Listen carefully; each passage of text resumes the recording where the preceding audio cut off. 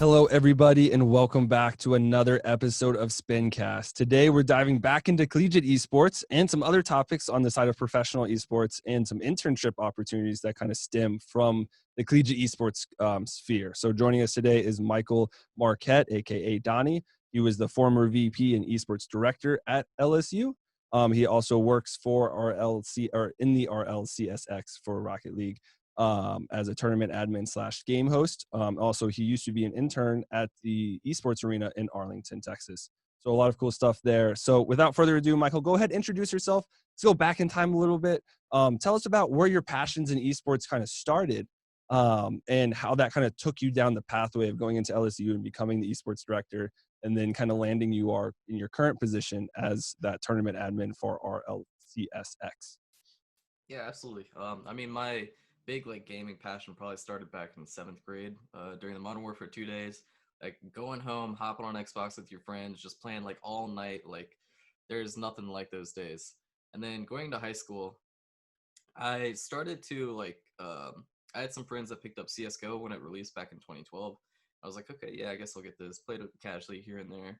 And I remember one day I was looking at the main menu about to play a competitive game or something, and it said, "Congratulations, Ninjas in Pajamas, for winning this tournament." I was like, "That is the funniest team name." So I started looking more and more into it, and I realized that there was actually like a market for competitive gamers and people actually competing.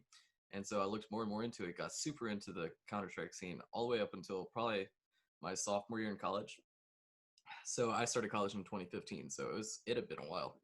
But in 2015, also Rocket League came out, and Rocket League was just like that game that really like itched my itch for like a competitive game that I was like super good at, it just made sense in my brain. So I was one of the higher level players in Rocket League for a while as well. And I didn't even realize LSU had a competitive esports club until about late 2016 to early 2017. And that's really when we established our Rocket League team. And ever since our first roster that we established at LSU, we've probably been a top three team for what is it, 2020 now? So over three and a half years now, something like that.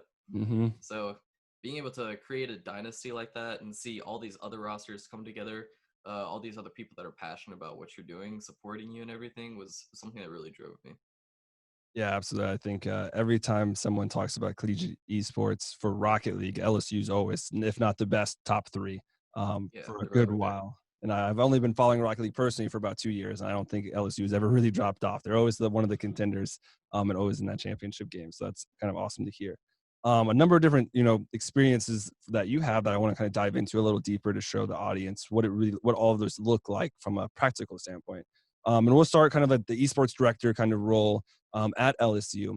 Take us through kind of what those responsibilities look like. What were the behind the scenes actions and responsibilities that you had as you kind of continued to run and develop the program at LSU? So our club is still pretty young. Roles are constantly changing, responsibilities are constantly changing. It's basically like you define what your role is, you define what your responsibilities are. Basically, what my responsibilities were as esports director was I was the point of contact for all the team captains for if they wanted to get something to the executive board, if they wanted something in the club to change, if they needed something, I was their point of contact that they'd go through. And also I was in charge of helping all the teams set up tryouts for every single semester, stuff like that. Just anything competitive wise, if we are competing against another school, I was the person that was communicating those things to the rest of the people, our communications people, our social media people. Make sure we get out those people like onto social media, have links to all their matches played, make sure we have fans watching. Yeah, absolutely. That's some really interesting stuff there because I think people don't realize the scope of what goes into just one single event, right? Social media, marketing, Oh graphics, yeah, stream links, also making sure the stream is live, running that production, making sure that someone's there to run it, et cetera, and making sure the players in the right space, right? yep, All of that just helps the players play to their performance, right? Or the top of their performance, because if they're trying to worry about the logistics and the stream and social media and developing these graphics, all of a sudden your brain's in too many places and you can't focus, right? And it doesn't matter exactly. what you're focusing on. If you can't singularly focus on it, you're going to have a little dip in performance, to say the least. And we don't want that when you're competing for championships, obviously. Yeah, it was a big Um, support role. We just supported the players in every way we could. Absolutely. Great to hear. kind of diving into that a little bit further, before COVID, I used to see LSU at a number of different land competitions.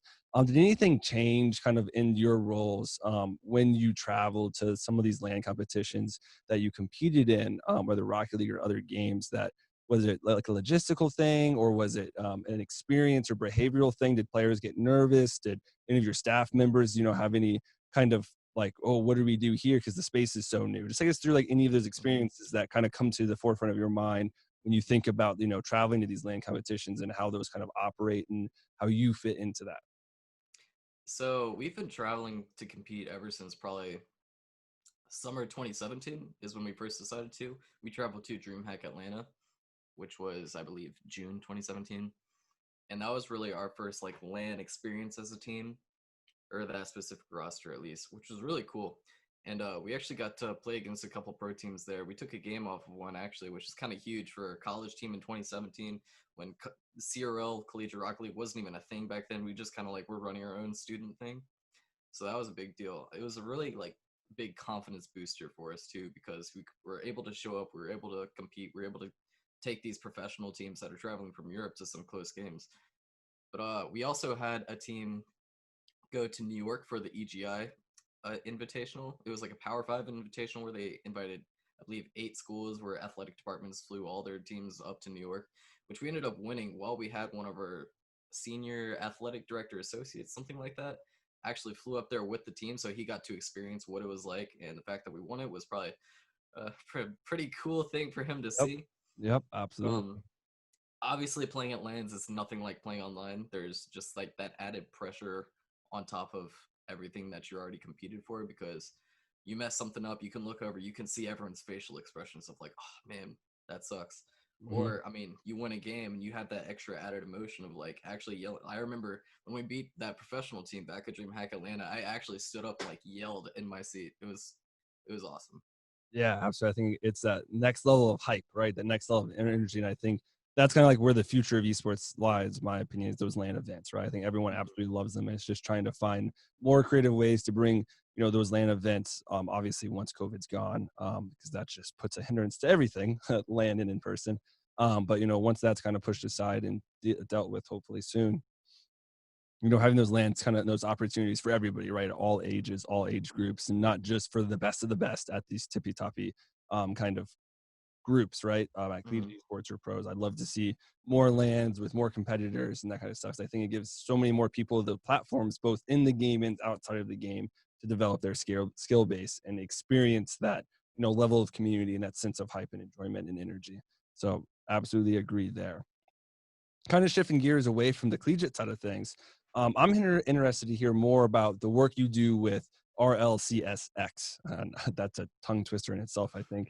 But talk us through kind of like what your responsibilities are there and what kind of a typical day looks for you while you're working and trying to admin some of these tournaments, and obviously big time tournaments, being that's the pro league basically Mhm. of Rocket League.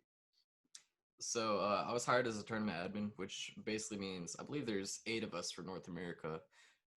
We're in charge of making sure all of these matches are going on time at the same time, finishing on time, et cetera, et cetera. So we're hosting a lot of these games, just us, whether it's on stream or off stream. Or on stream guys are, I mean, we're not the casters or the hosts or anything like that. We just are making sure the games are going on time. We have the admin controls where we're able to pause matches, change scores, change the time of the match, etc. So we're just, in case something goes wrong, we're that backup insurance guy that uh, they have in order to help with the matches.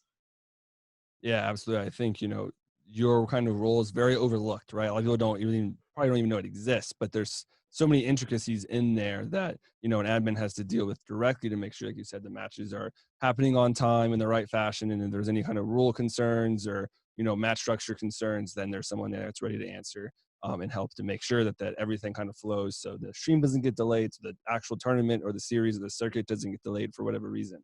Kind of diving into that, there's, I think, an interesting niche point in there with you having those admin controls on your Steam account.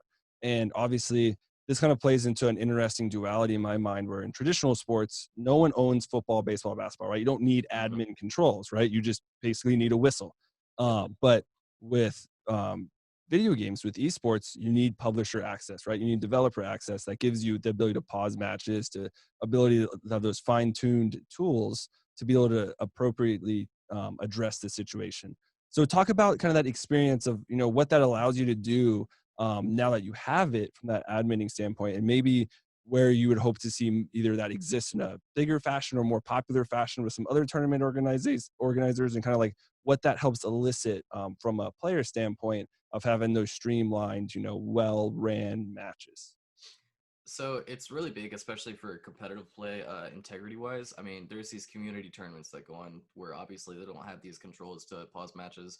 So if a player disconnects or if the server's just messed up or something like that, they're not able to do anything. They just kind of have to sit there and watch it play it out. But I mean, when it comes to players competing for $4.5 million, it's kind of a necessity. So if we're Hmm. hosting a match and we see a player disconnect, having that ability to pause the game so that nothing is going really out of hand, no team's playing at a disadvantage or advantage, that just helps us out a lot. And being able to pause it and check with the rule set and everything, make sure that everyone's following the rules, or be able to take away a goal, add a goal, change the times, restart it from kickoff, stuff like that. It's a necessity when it comes to the fact that these players are literally making a living out of this. Yeah, absolutely. I think that's goes way beyond just quality of life. That's like literally, that's like imagine playing in the NFL without refs or without like a helmet. Like it's just not going Exactly. to work. There's going to be one issue, or you're going to make one hit and all of a sudden it's like, oh, well, that person's broken, or like there's no one to throw a penalty after someone broke that person. So, absolutely a must there. Kind of shifting gears one last time into the last piece, and I think this is the most vague, and that's why I kind of left it the for the last, is your internship at the Esports Arena in Arlington, Mhm. Texas. Take us through kind of like what that looked like and what you gained from it, because I think internships in esports, there's a lot of them, but a lot of people don't know that they exist. And obviously, the Esports Arena in Arlington is the biggest one, the biggest esports arena, the biggest dedicated space for esports in the United States. So take us through kind of like what your experiences looked like, what you gained from it, and how you think that helped you set you up or build your skills as you continued through college and obviously landed a job with RLCSX, one of the biggest games and biggest titles in esports. So I was hired as one of four interns. We had an event operations intern, which was me. We had a broadcast intern, we had a graphic design intern, and we had a marketing intern. So I mean, we were working day to day with all of the full time employees there that were doing their corporate level sponsorships or marketing or social media. We're constantly in with those meetings and everything, seeing what they do on a day to day basis. Um, our big project for the internship was basically we had to create an event that we're going to showcase. It could have been anything. We didn't have a budget for it, but we just needed to do something that would be interesting, that would pull in people. And so what we decided to do was create actually something very similar to this podcast, just an in-person thing called the In-Game Leaders Esports Summit. So it was mainly aimed at educating younger students, like high school students, some college students, and their parents specifically about what esports is, like how to get a job in this space. So we brought in people like sponsorship people from Pizza Hut who have worked in esports. They were our name sponsor at the time. We brought in people from Acer. We brought in people like Optic Hex back when he was with Optic, or Hastro, who's the CEO of Envy, people like that. So they were able to come in and talk about how they got from point A to point B, how they got into the esports industry, what they did to make their career. So it's really a great way to show these parents and show these high school kids that you don't have to be like an insane gamer to have a career in esports. You just have to be a nice person, be passionate, and know what the esports people are looking for. Yeah, that's I think that statement right there is something that I just absolutely wholeheartedly agree with. It's, you don't have to be the best of the best player in the entire world that can, do these insane flicks or wall shots or ceiling shots or whatever in whatever game. You can find a great place in the esports industry simply by not even like just understanding the game, because obviously it's extremely relevant. But there's so many opportunities that you can still be involved in esports, something that everyone is so passionate about, without, having to be that insane type of player, right? Which we all know is incredibly difficult to do. Um, and that kind of like brings me to one of my last questions is, looking back kind of holistically at all your different experiences at LSU and your internship at Arlington, and also working in the RLSCSX, give us like one, bigger or broader piece of advice for especially those younger students, the high school students that, don't understand really what the future looks like for esports for themselves. And, give them that piece of advice that you think you really experience in all these different facets, kind of focused on, that holistic idea of like you develop so many different skills and working in all these different positions that obviously kind of like all came together to bring you where you are currently. And obviously I think the future is pretty bright. But what is that one piece of advice that you would give these students to really help them take that first step in that direction towards, not even having to worry about being the best of the best and realizing that they have a future, even if they can't be at the top of the top, from a gameplay standpoint? I would say just get involved and network. One of the biggest things that I did personally was getting involved with Esports LSU. I mean, I was always an esports fan from like 2013 and up, something like that. And then really getting involved in late 2016, early 2017 with the esports club, just like kind of exposed like how big the scene really is. Like you're able to talk to these other people that are so passionate about the industry, maybe not necessarily your game, but they would teach you their game, and then you'd understand that scene, and then everything would come together. Like just being able to be with a group, have meetings with people, discuss like future plans and everything on how to just gain a bigger audience of esports viewers at a school for say is kind of crazy, and it taught me a lot.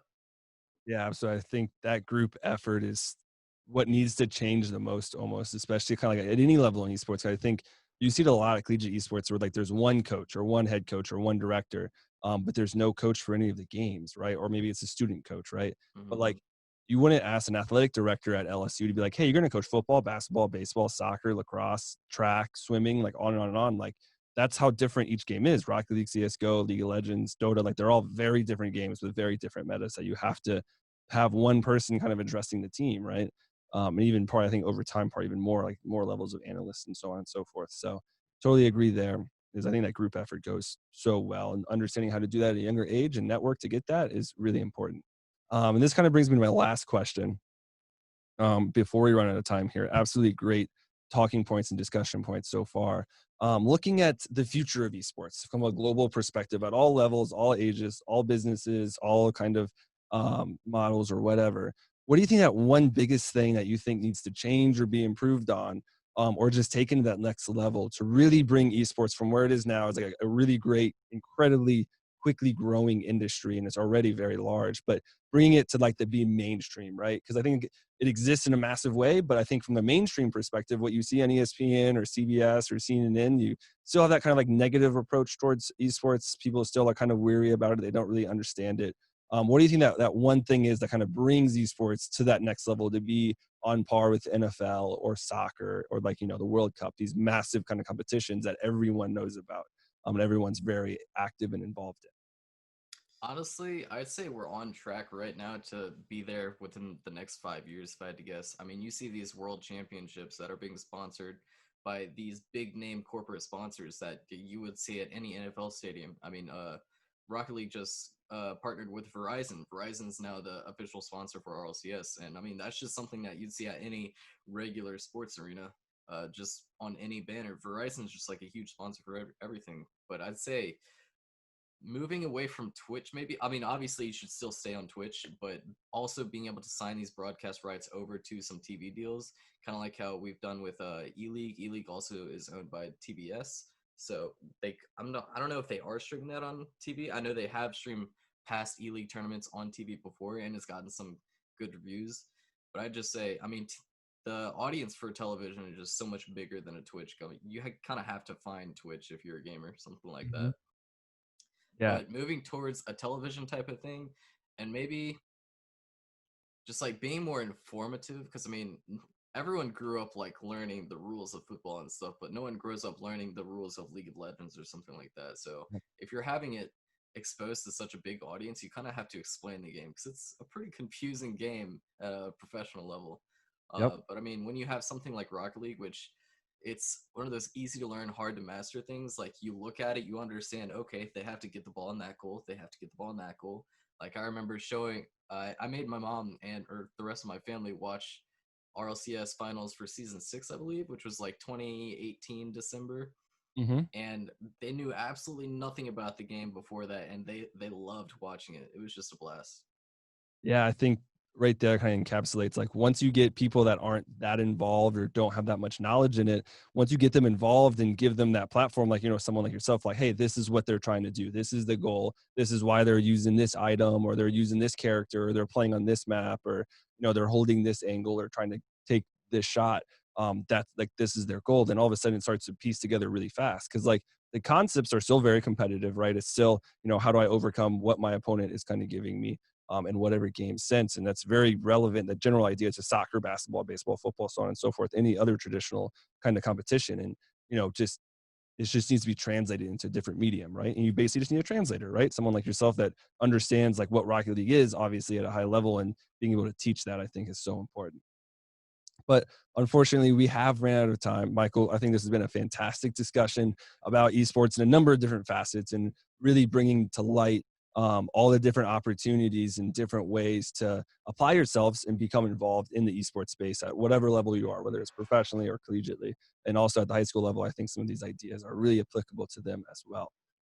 But one last thing, go ahead, plug yourself, tell us where we can find you, stay up to date on your work or anything else that you want to plug, just so we can catch up to all the great stuff you're continuing to do. Yeah, absolutely. I'm not really big on social media, but I do have a Twitter. It's at Donnie MMARQ, and my Twitch is at Donnie underscore RL, I believe. I am a Twitch affiliate, so if you want to go follow me. But in general, if you want to follow what I've been doing the past few years or what we've scheduled to do in the future, at Esports LSU is a big one. We're one of the best collegiate organizations out there. We have some top teams always bringing up the competition and everything, but that's about it. Yeah, give LSU. I think LSU is the to me it's awesome as LSU is kind of like a big premier name, right? Obviously one of the best Mhm. football programs to ever kind of play.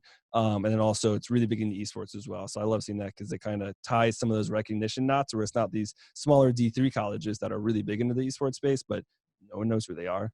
So I think LSU can, colleges like that have those names can really help bring that recognition to the next level and be like, hey, this is a smaller school, but they're really good, right? Also, we're pretty good too. So I love to see that. But once again, thank you for taking the time to sit down with me on Spincast today.